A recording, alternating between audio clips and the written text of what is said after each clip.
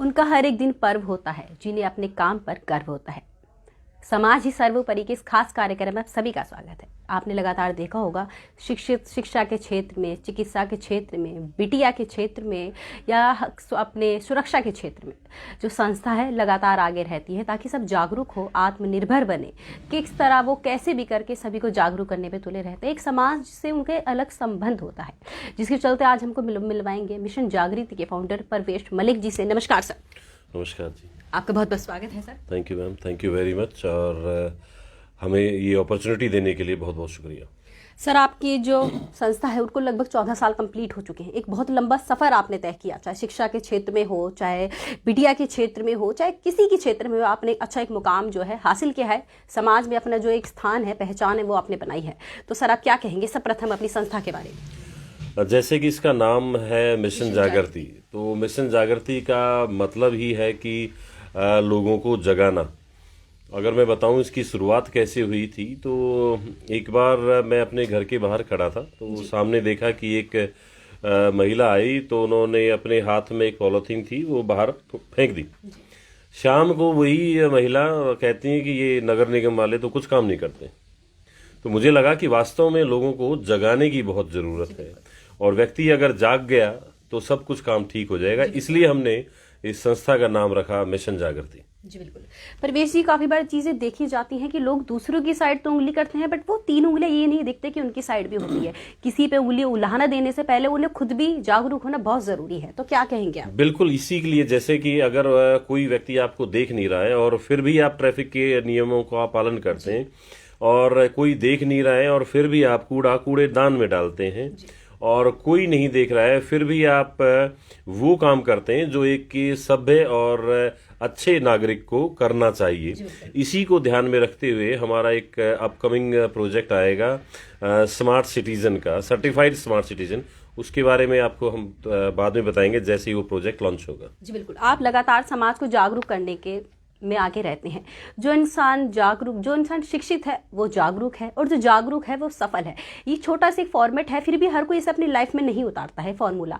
लगातार देखा जाता है कि जो स्लम एरिया में है उन्हें शुरू से ये चीज़ें सिखाई जाती हैं कि कचरा बीनना है, इन चीज़ों को अपनी लाइफ बनाते हैं। तो वहाँ भी आपने काफ़ी अवेयर किया है बच्चों को। हमने इस कोरोना काल से पहले फरीदाबाद के अंदर अगर हम बात करें तो लगभग 7 स्कूल हम चलाते थे, अलग अलग जगहों पर। सेक्टर 10 में बाईपास रोड पर, प्याली चौक पे, सेक्टर 21 में, और जोहार कॉलोनी में, सेक्टर 55 में। तो वहाँ पर हम गैर व्यवहारिक नॉन फॉर्मल स्कूल चलाते हैं। तो उन स्कूलों के माध्यम से जो बच्चे कभी भी स्कूल में नहीं जाते, उनके पेरेंट्स को हम जागरूक करते हैं। वहीं पर हम टीचर रखते हैं और उन बच्चों को पढ़ाते हैं। हमने अभी तक लगभग 600 के करीब बच्चों को लिखना पढ़ना सिखा दिया है, और करीब 50 से ज़्यादा बच्चों को हमने मोटिवेट करके, उनके माँ बाप को मोटिवेट करके उनके स्कूल में दाखिला करवाया। आप उन्हें खुद इंटरेस्ट नहीं होता कि अपने बच्चों को पढ़ाई करवाएं, उनकी कोई रुचि नहीं होती, तो आप उनके परिवार को कैसे कन्विंस करते हैं कि स्कूल भेजें बच्चों को? आपको परेशानियां होती हैं?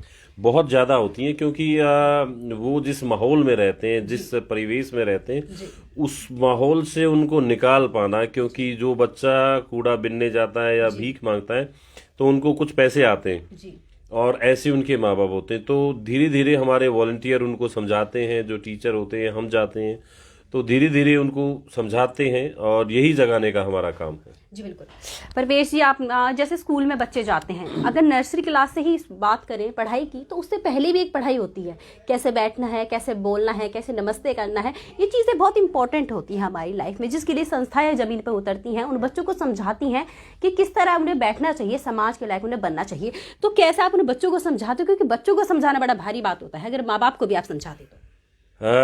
मुझे इससे बिल्कुल अलग लगता है कि बच्चों को समझाना सबसे आसान होता है। कि जब एक बच्चा बड़ा हो जाता है, वो वयस्क बन जाता है, तो वो उसकी बाहरी जो रूप है या उसका आवरण इतना मजबूत हो जाता है, उसको तोड़ पाना बड़ा मुश्किल होता है। बच्चे कच्ची मिट्टी की तरह होते हैं, तो उनको आप जिस भी रूप में ढालना चाहो वो ढल सकते हैं। तो इसलिए हमारा ज़्यादा से ज़्यादा टारगेट ये रहता है कि हम बच्चों के ऊपर ज़्यादा से ज़्यादा काम करें, क्योंकि बच्चे ही भविष्य हैं। और इसीलिए जो स्कूल चलाते हैं, गैर व्यवहारिक स्कूल जो चलाते हैं, उन स्कूलों में बच्चों को यहीं से इसी तरह की शिक्षा दी जाती है। बहुत अच्छी चीज़ आपने कही। शिक्षा के क्षेत्र में आपने बहुत अच्छा कहा। एक सबसे जो इम्पोर्टेंट आपका जो मिशन है आपने जो लिया हुआ है बिटिया, एक बिटिया का हमारे जो स्थान है, हर संस्था है चाहे जहाँ सरकार हो, हर कोई बिटियाओं के लिए बहुत फोकस कर रही है, फिर भी बिटियाओं को कितना संघर्ष करना पड़ता है, हर चीज़ से जूझना पड़ता है, चाहे अपने घर से लेके सड़क तक जाने तक भी उन्हें कितनी समस्याओं का सामना करना पड़ता है। इतनी कुलों की लात चलाती है, फिर भी पैरों तले कुचली जाती है बेटी। तो आप क्या कहेंगे? इसमें हमने एक प्रोजेक्ट चलाया था पहले, आखिर क्यों। हाँ, हमने इसमें यौन शोषण के ऊपर काम किया और खासकर बाल यौन शोषण के ऊपर।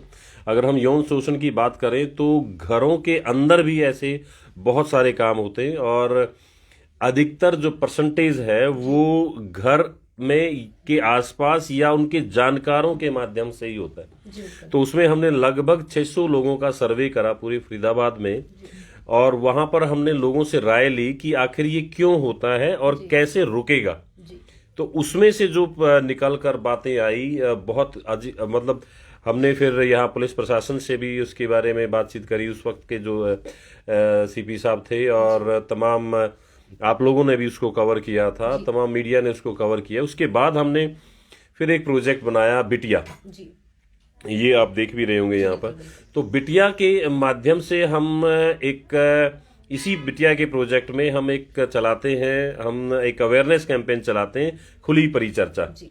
और बिटिया के माध्यम से हम स्कूलों में, कॉलेज में, बस्तियों में, स्लम में, अच्छे जो जिनको हम संभ्रांत परिवार बोलते हैं या अच्छे जो अच्छी जगह पे रहते हैं, वहां से लेकर नीचे से लेकर ऊपर तक हर जगह पर जाते हैं और उस खुली परिचर्चा में हम बात करते हैं, क्योंकि लोग इस मुद्दे के ऊपर बात नहीं करना चाहते, इसको दबा देते हैं। तो जब तक बात नहीं करेंगे तो समस्या का हल कौन सा मुद्दा सर?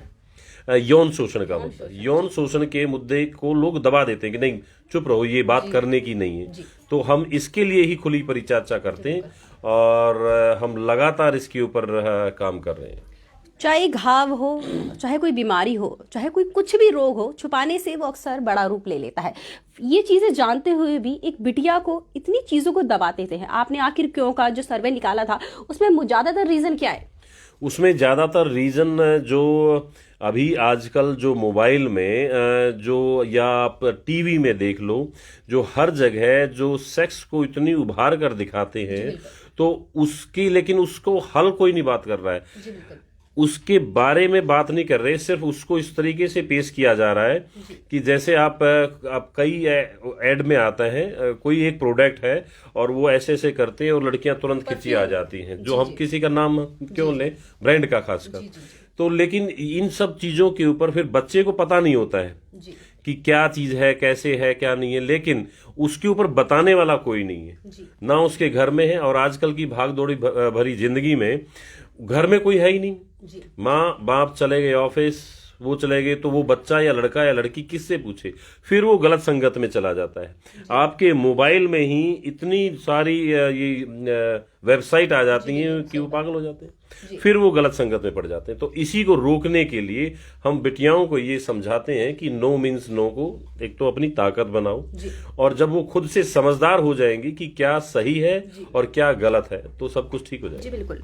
लड़कियों को हेल्प की जरूरत नहीं है, अगर देखा जाए सही मायने में। अगर वो खुद एक नारी शक्ति है, अगर वो खुद अपनी शक्ति बल पे आ जाए, तो मेरे ख्याल से उसे किसी की आवश्यकता नहीं होती। आप ये चीज मानते हो कि लड़कियां खुद ही स्ट्रांग नहीं है, अगर कोई छेड़ता है तो खुद ही उन्हें आगे आके जवाब देना चाहिए? बिल्कुल देना चाहिए। वो तभी होगा जब हमारे घर में, हमारे समाज में, हमारे स्कूलों में, हमारे कॉलेज में उनके मम्मी पापा, चाचा ताऊ, दादा दादी, नाना नानी, फूफा बुआ, सब लोग जब उनको मोटिवेट करें। मैं कई बार देखता हूं कि एक लड़का या एक लड़की में उसको इतना दबा के रखते हैं कि एक लड़की जब रोड पार करती है तो बड़ी हिचक हिचक के पार करती है। वो इसलिए करती है कि उसके अंदर कॉन्फिडेंस नहीं दिया। एक लड़का फटाफट कर लेता है, क्यों? लड़की को कॉन्फिडेंस देना चाहिए, उसको छूट दो, उसको आजादी दो, उसके भी पंख हैं, वो भी उड़ना चाहती है, उड़ने दो उसको। बिल्कुल। आपने लड़कियों के बारे में बहुत, आप लड़कियों के बारे में बहुत सोचते हो, जिसके आप बिटिया भी आपने चलाया है। बहुत बिटियाओं के साथ आप काफी कंधे से कंधा मिलाकर आपकी जो योजना है वो भी रहती है। काफी जो उनकी जो यौन शोषण है या फिर उनके साथ जो भी गलत काम हो रहा है, लगातार देखते हैं कि उनके घर में ही ये चीज़ें बहुत ज़्यादा रूप ले लेती हैं, वहीं से रूप ले बड़ा एक रूप ले लेती हैं, फिर भी लोग उन्हें दबाते हैं। क्या इनमें किसका इफेक्ट है? हमारे एजुकेशन का, हमारे पेरेंट्स का, या हमारी परवरिश का, कि लड़कियां खुद ही आगे नहीं आती हैं? मुझे लगता है कि इसमें सब मिला जुला असर है। आपके स्कूल में सिखाना जाना चाहिए सब, और सबसे पहले जो शिक्षा होती है आपके घर से शुरू होती है। तो घर में माँ बाप हो या जो भी हो वो सिखाएं। और इसमें हमारी मिशन जागृति की जो महिला टीम है वो बहुत बढ़िया काम कर रही है। हमारे जो मिशन जागृति की महिला अध्यक्ष हैं सुनीता जी, और वो उनके साथ जितनी और महिला साथी बेटियां जुड़ी हुई हैं वो पूरे फरीदाबाद में बहुत बढ़िया काम कर रही हैं। जी बिल्कुल। बिटियाओं के जो नुक्कड़ नाटक से आपने काफी तरह उन्हें अवेयर करने के लिए चीजें जो चलाई हैं बिटिया के माध्यम से, तो आपको किस तरह उन्हें समझाती हैं? लड़कियां समझती हैं, उन चीजें आगे आती हैं? बहुत आती हैं। और अभी हमारे साथ अब जितने हमारे करीब 400 के करीब वॉलंटियर हैं, और उसमें से आप यकीन माने करीब अब फिलहाल शायद 100 से ज़्यादा हमारी नारी शक्ति बेटियां वॉलंटियर हैं। तो वो जुड़ रही हैं और काम करना चाहती हैं और अपने सपनों को साकार कर रही हैं। इसी कड़ी में हमने बल्लभगढ़ की त्रिखा कॉलोनी में एक आत्मनिर्भर कौशल विकास केंद्र बनाया है, जिसमें सिर्फ और सिर्फ बेटियां ही सीखती हैं और बेटियां ही सिखाती हैं। जी बिल्कुल। जी, जैसा कि बेटियों को निर्भर बनाने के लिए भी काफी चीजें चलाई हैं। अभी आप अपनी हाल ही में अपनी संस्था द्वारा बेटियों को आत्मनिर्भर, महिलाओं को आत्मनिर्भर करने के लिए भी आपकी संस्था द्वारा ओपनिंग की गई थी। क्या थी ओपनिंग, क्या था उन्हें निर्भर करने के लिए? जी, वही मैं बता रहा हूँ कि बल्लभगढ़ की त्रिखा कॉलोनी में हमने लगभग 25 मशीनें वहाँ पर लगाई, और वहाँ पर सिलाई उनको सिखाया जाता है, और साथ साथ वहाँ पर आर्ट एंड क्राफ्ट सिखाया जाता है। उसकी हमारी हेड है लता जी, वो सिखाती हैं। और वहाँ पर फिर एक योग भी सिखाते हैं, वहाँ पर भावना जी हैं और अरुणा जी हैं, वो सिखाती हैं। तो इस तरीके से वहाँ पर जो वो आर्ट एंड क्राफ्ट करते हैं, वो जो चीज़ें बनाती हैं उसको हम अलग अलग जगह पे प्रदर्शनी लगाते हैं। और जो सिलाई सीखती हैं, अभी जैसे सिलाई में ही अभी कोरोना काल में ही हमको लगभग 5000 मास्क बनाने का ऑर्डर मिला था। तो इस तरीके से जब वो सीख भी रही हैं और उनके घर पर 2 पैसे पहुंच रहे हैं, तो इस तरीके से वो आत्मनिर्भर बन रही है। महिलाएं आगे आना चाहती भी हैं, पर काफी बार देखा जाता है फैमिली प्रेशर भी उनका काफी रहता है। तो अगर अपनी परेशानियों की इस तरह आपके सामने रखती हैं, तो आप वहां तक उनकी बिल्कुल हेल्प करते हैं या फिर एक दूर तक ही? सर नहीं, हम पूरी तरीके से मदद करते हैं। मुझे याद है अब से कुछ साल पहले हमने एक फ़ोन आ गया था हमारे पास, किसी पत्रकार साथी का ही आया था कि एक जगह पर एक छोटी बिटिया की शादी हो रही है। हमारी टीम वहां पर तुरंत पहुंची थी, और आप यकीन माने कि बारात घर के द्वार पर खड़ी थी, लेकिन हमारी टीम ने मजबूती से वहां पर काम किया और पुलिस प्रशासन ने हमारा साथ दिया। तो उस बिटिया की शादी होने से बची। वो बहुत छोटी थी, करीब 12-13 साल की होगी शायद। जी बिल्कुल। ऐसे मतलब इतने जागरूक होने के बाद भी माँ बाप भी या फिर काफी ऐसे अनदेखा कर रही हैं कि बेटियों को दबाओ, उन्हें आगे मत निकालो, या फिर जो भी चीजें हैं, ये कितनी गलत है? माँ बाप की इन सोच के लिए भी क्या कहोगे? नहीं, बहुत ज्यादा है, लेकिन अब क्या कर सकते हैं, ये धीरे धीरे ही होगा। धीरे धीरे जब हम लोग इसी तरीके से संस्थाएं, इसी तरीके से आप लोग जैसे पॉजिटिव पत्रकारिता आप लोग करते हो, तो आप जैसे साथी और जो आगे आएंगे, समाज में और जागरूकता होगी, तो इस तरीके से होगा। बेटियों के लिए आगे कौन कौन सी जो सुविधाएं हैं संस्था द्वारा आप लाओगे सर? इसमें हमने बेटियों के लिए जैसे बताया कि सिलाई केंद्र और आर्ट एंड क्राफ्ट वहाँ पर सिखाई रहे हैं, और साथ में हमने अभी उनको सेल्फ डिफेंस करने के लिए इसी महीने से हम एक कार्यक्रम शुरू कर रहे हैं। और बेटियों के लिए ही खासकर, हालांकि वो हमने एक सेक्टर 50 में लाइब्रेरी खोली हुई है, उसमें जो भी बेटियां आती हैं हम उनको मुफ्त में किताबें देते हैं। अगर कोई बेटी को ज़रूरत होती है तो हम कोशिश करते हैं लोगों के साथ सहयोग लेकर उनके स्कूल में या कॉलेज में एडमिशन के लिए भी मदद करते हैं, और इस तरह जो भी हो सकता है हम करते हैं। जी बिल्कुल। बेटियों से यही कहना है, अगर उनके घर में भी उन्हें सहयोग ना मिले तो उनके रहने खाने पीने तक, उनके हर चीज़ की जो उनके आत्मनिर्भर बनाने के लिए ऐसी संस्थाएं हैं उनसे मदद मांगे, आगे बढ़े, और जो भी आपकी परेशानी है स्कूल से, घर परिवार से लेकर कैसी भी, उसे साझा कर सकते हैं। चिकित्सा के क्षेत्र में सर आपने अच्छा बोलबाला किया है, और बेटियों के क्षेत्र में बोलबाला किया है। तो सर अब ये बताइए कि जो वृद्ध है, बूढ़े माँ बाप है, उनके प्रति आपकी संस्था किस द्वारा कार्य कर रही है? उसमें हमने अभी तिगांव क्षेत्र में हमने एक ज़मीन ली है, जहां पर हम एक वृद्धाश्रम बना रहे हैं, जिसका नाम हमने रखा है आशा सदन। आशा सदन का मतलब है कि हर एक व्यक्ति के अंदर एक होप रहनी चाहिए, उम्मीद रहनी चाहिए, और वो उसकी हमने टैगलाइन दी है, एक सेकंड इनिंग होम। तो जो mentally disabled, mentally retired person है वो, और साथ में वृद्धजन, जो कोई भी हो, उनके लिए ज़मीन ले ली है। और मैं आपके माध्यम से, A to Z के माध्यम से सभी से ये अपील भी करना चाहता हूँ कि उस हमारे प्रोजेक्ट में मदद करें। हमारे को फंड भी चाहिए होगा, बहुत सारी चीज़ें चाहिए होगी, और कोई भी सामाजिक काम जो होता है वो मिलजुल कर होता है। बिल्कुल, एक दूसरे के सहयोग से होता है। बहुत अच्छी चीज़ उन्होंने कही कि आगे जो हमारे बूढ़े माँ बाप हैं उनके लिए भी बहुत अच्छी सौगात जो उनकी संस्था द्वारा लाई गई है। सर, शिक्षा के क्षेत्र में आपने काफ़ी स्कूल खोले हुए हैं, लॉकडाउन में भी खोले थे, तो आगे किस तरह स्कूलों को योगदान है आपकी संस्था द्वारा? अब क्योंकि अब धीरे धीरे माहौल ठीक हो रहा है, कोरोना काल से धीरे धीरे बाहर आ रहे हैं, लेकिन हालांकि अभी भी डर बहुत है, सबको सुरक्षित रहना चाहिए। अभी हमने दोबारा से पहला जो स्कूल हमने शुरू किया है फरीदाबाद में, सेक्टर 50 में है कम्युनिटी सेंटर, वहाँ पर हमने शुरू किया। वहाँ पर लगभग 70 से 80 बच्चे आते हैं, और जो वहाँ पर उस कॉलोनी में रहते हैं, और जिनको वास्तव में अगर उनको सपोर्ट मिले तो वास्तव में बहुत बढ़िया काम कर सकते हैं, अच्छा सीख सकते हैं। इसी को लेकर हमने बच्चों के लिए ही हर साल हम 2 अक्टूबर को एक बहुत बड़ा ड्राइंग कंपटीशन करते हैं, जिसमें लगभग 6 से 11 हज़ार तक बच्चे वहां पर आए, और उन बच्चों की ड्राइंग को देखकर हमारे पास ऐसे ऐसे लोगों के फोन आए हैं जो ड्राइंग सिखाना चाहते हैं।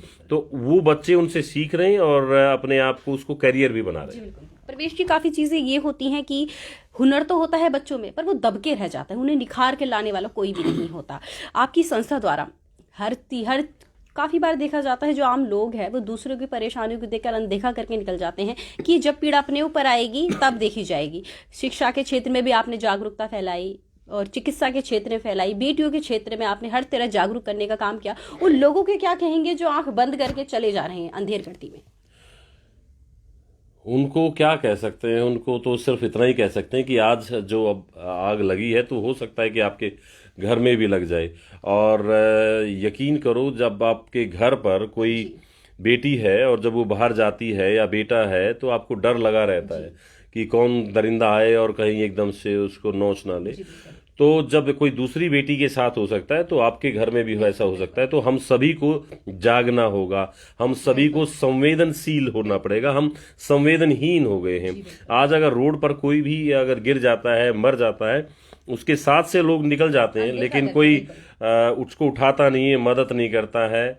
कुछ भी रीजन हो सकता है, लेकिन वास्तव में अगर कोई इंसान है और संवेदनशील है तो वो जरूर रुकेगा। पहले तो अनदेखा करके निकल जाते हैं, पर किसी घटना में अगर कैंडल मार्च निकाला जाता है तो भरपूर उसे सहयोग मिलता है। तो इस चीज में आपकी सोच क्या रखती है?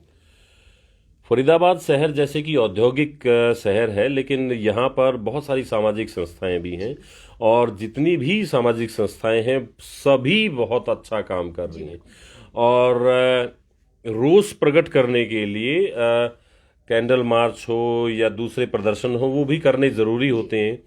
लेकिन हाँ, ऐसा नहीं करना चाहिए कि हम सिर्फ कैंडल खिंचवाएं या मीडिया में आने के लिए वो काम कर दें और फिर अपना कोई ना पूछे। इसी को ध्यान में रखते हुए मेरा एक सपना था कि पूरे फरीदाबाद में जितनी सामाजिक संस्थाएं हैं वो एक मंच के नीचे आए, और इसके लिए हमने एक कॉन्फेडरेशन बनाई है, कॉन्फेडरेशन ऑफ NGO, जिसमें हम पूरे फरीदाबाद की जितनी भी सामाजिक संस्थाएं हैं उन सभी को एक मंच पर लेके आना चाहते हैं। सभी अपना अपना काम करें, लेकिन एकजुट होकर करें। बिल्कुल बिल्कुल। एक उंगली और एक पूरे हाथ में बहुत ताकत होती है, जिसका इन्होंने अभी बताया भी कि सभी संस्थाओं को मिलकर इन्होंने काम करने के लिए मंच भी तैयार किया था।